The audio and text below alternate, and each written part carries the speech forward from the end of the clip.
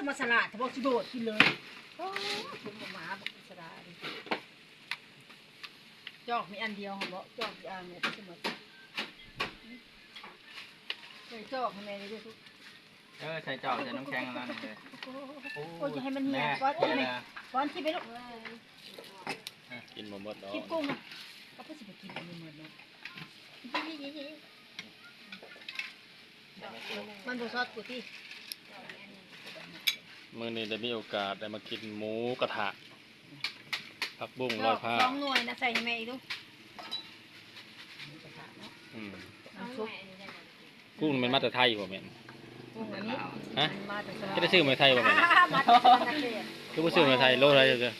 โอ้ย ไทยโลอะไร โลตัวใหญ่กับ230 250แล้วใส่น้ำมันน้ เรา อยอีก ประปานกัน ตัว เนาะ ใหญ่อีหลีนะ ชุบไปเอาน้ำใส่น้องอีกนิด น้อย นึง บ่ ไว้ สำนี้จ้ะ เจลค่ะเจลค่ะมันไหม้แล้วค่ะ ทำนี้ทำนี้แหละทำกันนั่นแหละ ประปานกันแล้ว เดียวกัน เอาไม่นะไว้ก่อนเอง โมแม่น่าแก้วจอกตัวนี้จอกเจ้านี่แม่น่าจอกเจ้า มันกระดนอยู่บ่หมอนี่จ้ะ สบายถูกป่ะ